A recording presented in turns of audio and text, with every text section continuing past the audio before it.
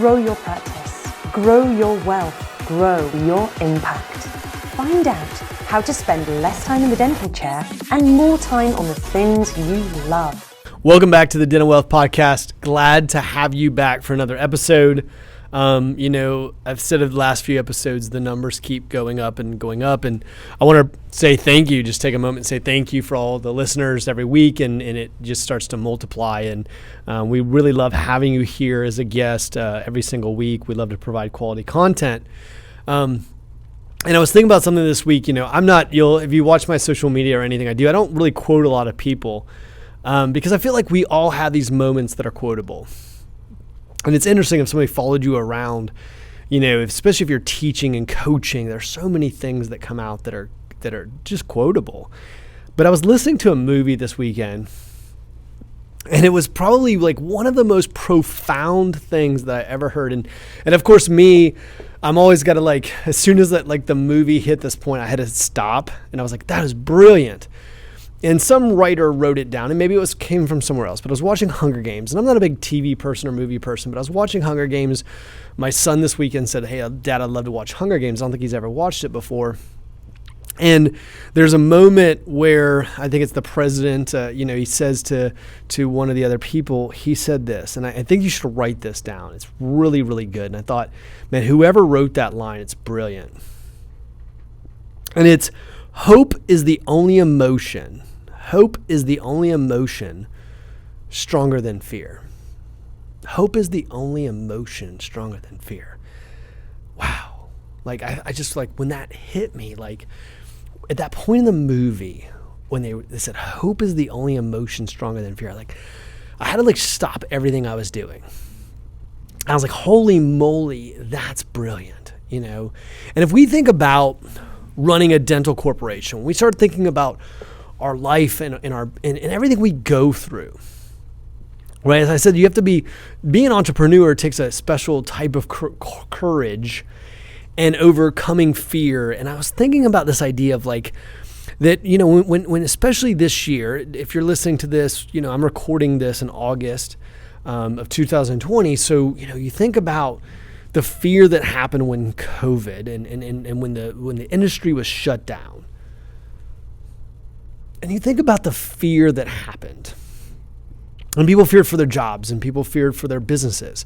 And I saw some of the most talented, wealthy people I've met in my life that literally told me how scared they were, how fearful they were. I remember 2008, fear took over. And so many times fear can take over. And we allow fear to be the driver in our lives. It's question for you. Do you allow fear to be the driver in your life? And so many people do. And in fact, one of the reasons why so many people do not start their own businesses is simply fear. And by the way, some people aren't built for fear. One of the things I said recently, someone said, well, Eric, what happened if you just lost it all? I'd be fine. I'd be fine because I know how to build it back again. I don't fear those types of things. But what ends up happening is people get fearful, and that's why people get fearful for relationships, fearful for hiring people, fearful for marketing, fearful. There's this fear, but the only thing that gets people over that fear is hope, right? That's the only thing that gets you over that fear. It's normal to be scared, and I've said that on this podcast. It's normal to be fearful. It's normal. We all have fear in our lives at certain times, and fear kicks in, and we're like, damn, I'm scared. I don't know if I should do this marketing. I don't know if I should hire another doctor.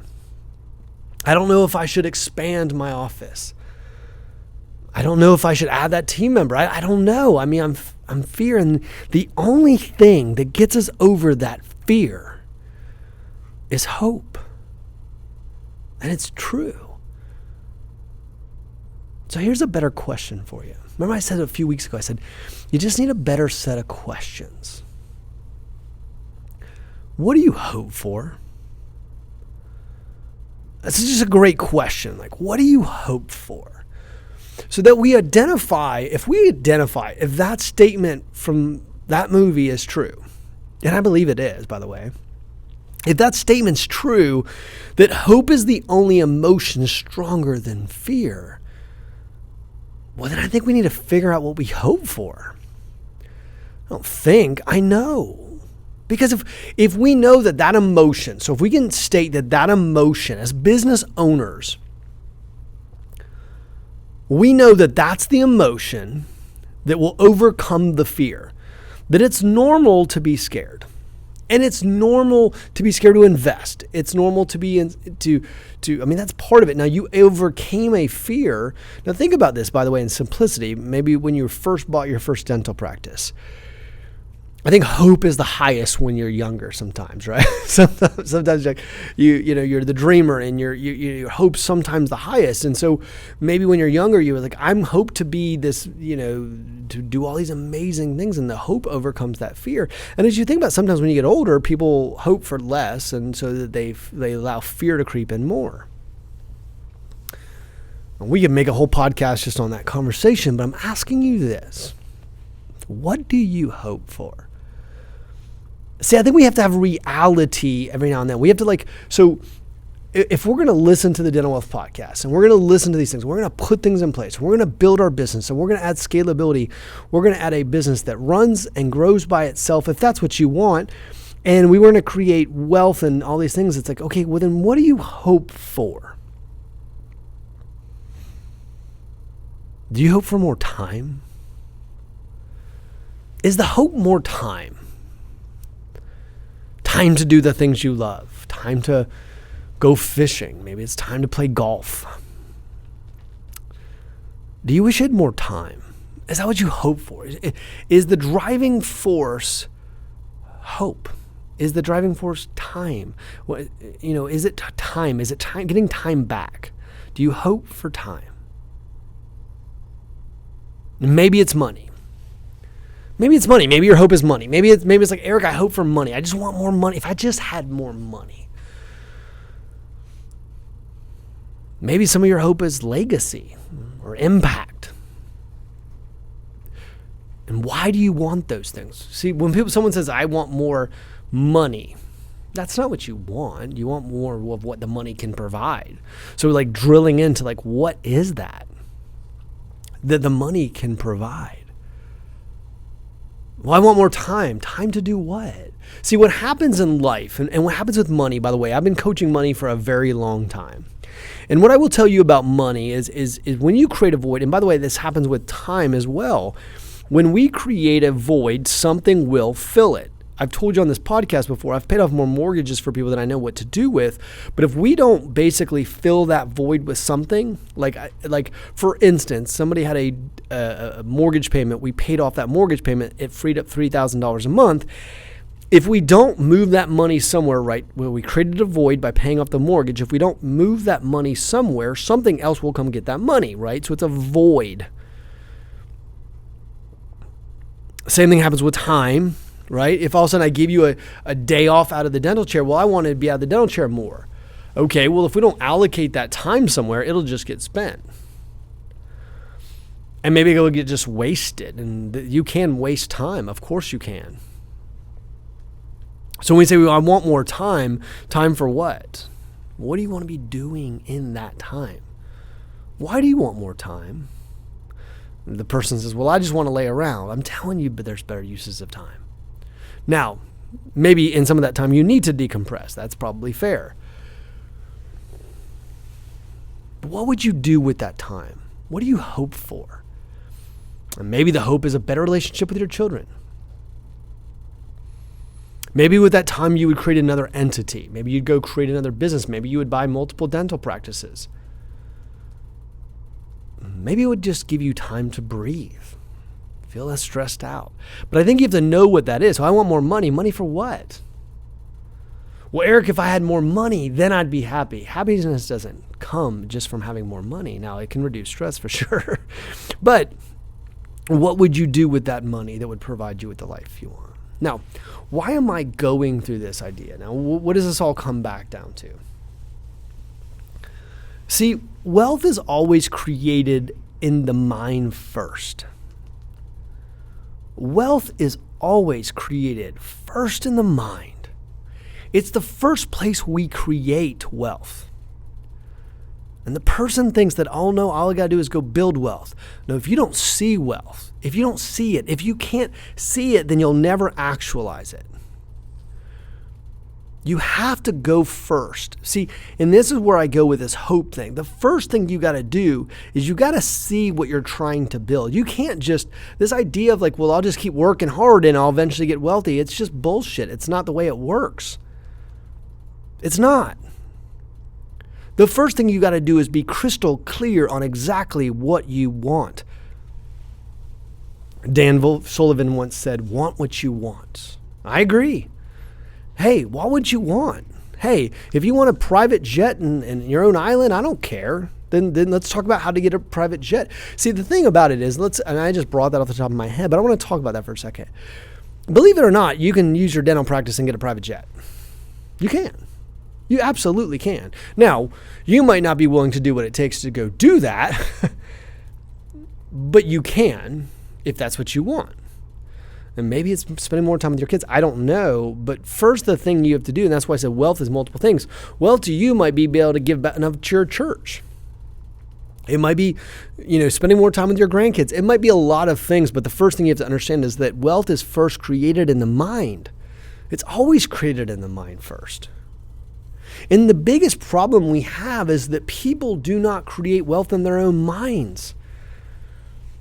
Well, I want a nice car. That's not envisioning it in your mind. What car do you want and why do you want that car? Well, I want a lake house. Why do you want a lake house? What will it provide? Because here's why that matters. First of all, creating intentionality matters. But when you start to do that, it starts to create hope, and it creates hope for the future. See, what ends up happening when you have that vision, when you know where you're going and you know why you're going and what you're building and why you're building it, because I'm going to give you an action step here in a moment, but I want you to think like once you get to that place where you're like, listen, here's what I hope for. And you can spell it out. And you could paint a picture, literally paint a picture of what your future looks like. When you can do that, it provides hope, and that hope will overcome fear. Because without that vision, without you knowing where you're going, without you having be iron locked in on that wealth, unless you've created it in your mind, fear will always win. When you think about that for a second, unless you know where you're going, fear is going to win because there's no compelling reason. There's no hope to overcome fear. So what ends up happening is fear is going to win. Scarcity mindset. Fear wins because there's nothing to overcome fear. And you don't have a compelling hope for overcoming fear. And without that, so then you're like lost, and you're like, so when fear hits up next to you, and by the way, look at your own life. Look at decisions you've allowed fear to take over. And fear took over because you weren't sure where you were going. There was nothing compelling enough to get you over that fear. And had there had been something compelling enough to get you over that fear, you would have taken action. Hell, you could have done a cost-benefit analysis. I mean, you could have written out what's best case scenario, worst case scenario, pros, cons. I mean, you have to know what that is. Someone said to me recently, I was sharing this massive goal. By the way, I hit this massive goal and I was so excited.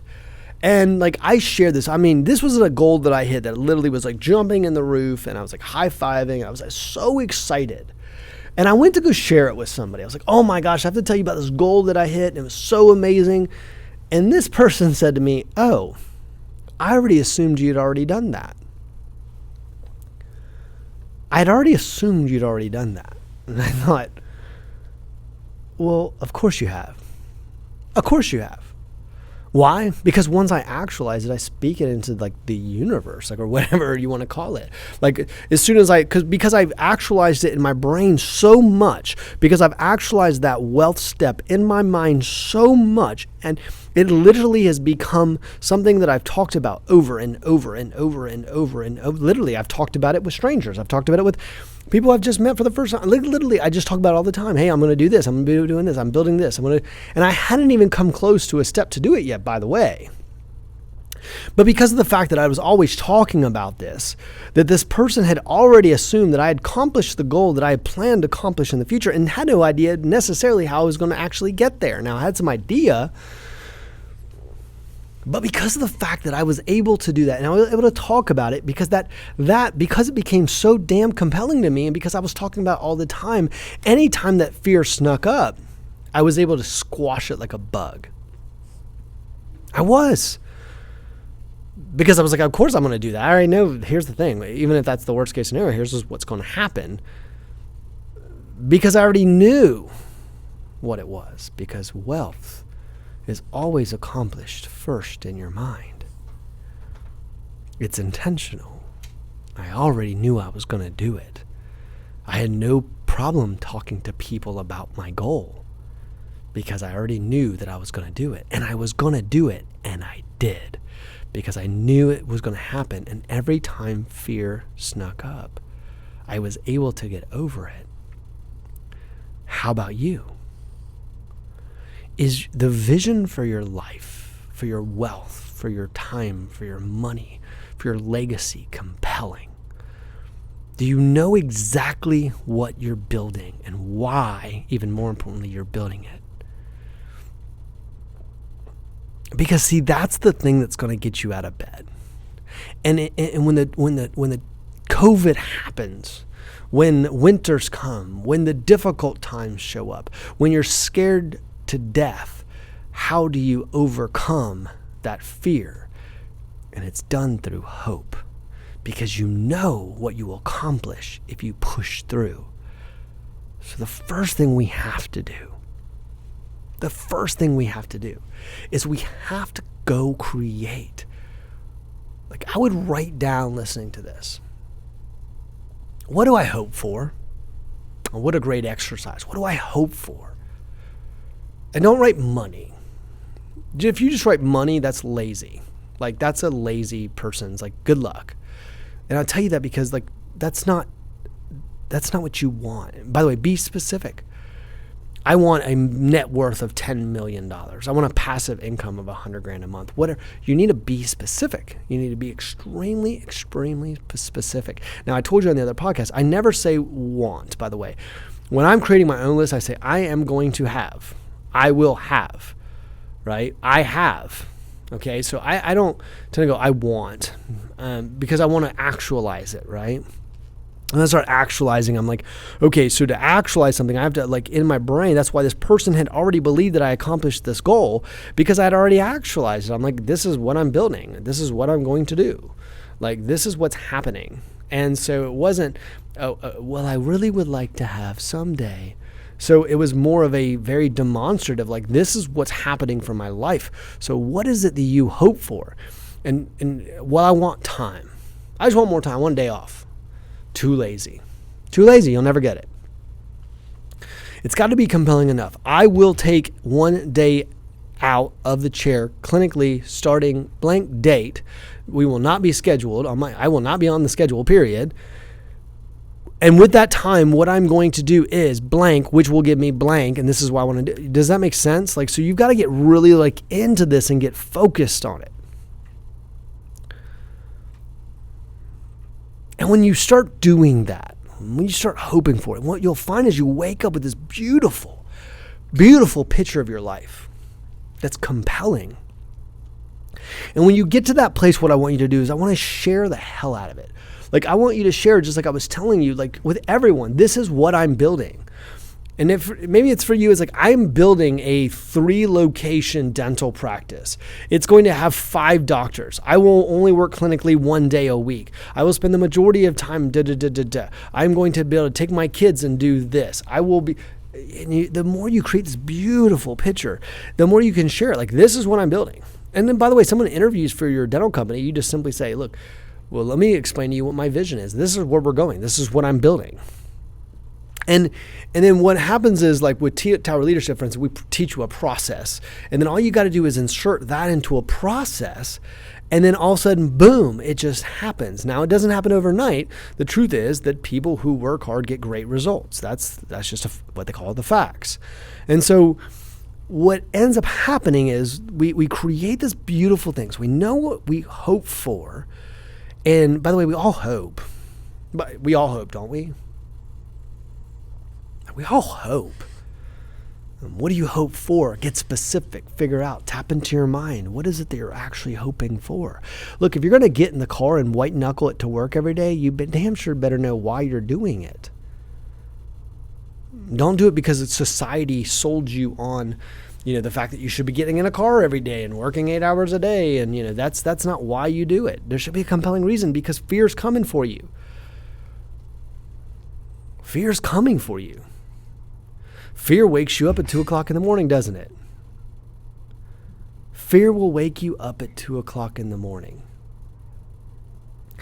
Isn't that when it wakes you up? That's when it wakes me up. Fear wakes me up at 2 o'clock in the morning. And at 2 o'clock in the morning, that's when it will get me. And what makes me be able to close my eyes is knowing where I'm going. So as we start to create and actualize wealth in our minds first, and we create this beautiful life we want, and then we share it with everyone we know, with your shoulders back, right? Feeling good, feeling great, smiling, and take action. Because what will happen is the more you share it, the more you talk to other people, the more you express, the more, by the way, people want to help people become successful. I want you to know that. People will jump in, by the way. Successful people want to help people who want to become successful. And so what will happen is people will come alongside you. The law of attraction is strong. And I'm telling you, the more you share, the more you'll see people come alongside you to help you build something.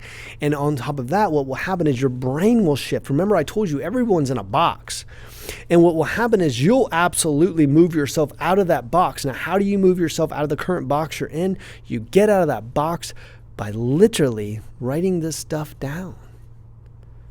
Because when you go leave the box you're in right now, this metaphorical box, I'm telling you, where all your peers are and everybody else is and your family is, when you go to leave it, fear's going to kick your butt right back down into that box. And it's only through hope that you're going to be able to get out of it and move on to the next level. So we take action, but we take action because what ends up happening is just natural take action, because in your brain, you go, well, of course I would do that. What else would I do? I mean, that's the plan. The plan was to do this. And so you just do it. Same thing happens when you start a family, right? Of course I bought a house. Of course I did this. Of course I took my kids on vacation. Of course I did that. I mean, that's of course what you do. You're a parent. Of course I have to make sure they're educated. Of course that's just what you do. The same thing kind of happens. It's what happens when you start actualizing the same thing in your brain on wealth. What will happen is you'll start to just do things that you normally would not do, because when fear kicked in, you already knew what you were doing, and you said, well, of course I did that. That was part of my plan. And then people around you will actually start to gravitate and go, my gosh, she does everything she says she's going to do. Of course she does. Want what you want. I do tell you that. Sometimes people want so many things, but then they're afraid that they're going to be judged for it. And what would you want? Build this son of a gun out. Someone asked me not too long ago, what do you want out of life? I said, I want to swing for the fences. I want to know I went all in. Because knowing that I went all in, when fear comes, I'm still swinging. I want the same thing for you and your family and your life and your legacy. And you should too. So find that compelling vision.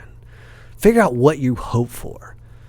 Share it with people. If you're scared to share what you hope for, I'm telling you right now, there's some issues going on there, because it's something you should be able to share with everybody. And you worry, well, they'll judge me. People are going to judge you no matter what, whether you do well or you don't do well. But Eric, if I leave the chair, then patients will get upset. Some will, some won't. This is your life. Some patients get upset, by the way. Some patients get upset because they woke up. Isn't that fair? You got to create a compelling life and a compelling legacy, but you got to know where you're going. You have to create hope. You have to get the definition around that hope. You have to create it in your mind, and then you can accomplish it, and you will overcome fear. Take those steps. Take this podcast. I want you to do that. I want you to sit down this and say, what is it that I hope for? Get specific as you can. What is it that I hope for, and why do I want this stuff? What will it do to my life, and how will it change it? And why am I waiting so long? And once I create this, I want to share it with every single person that I know.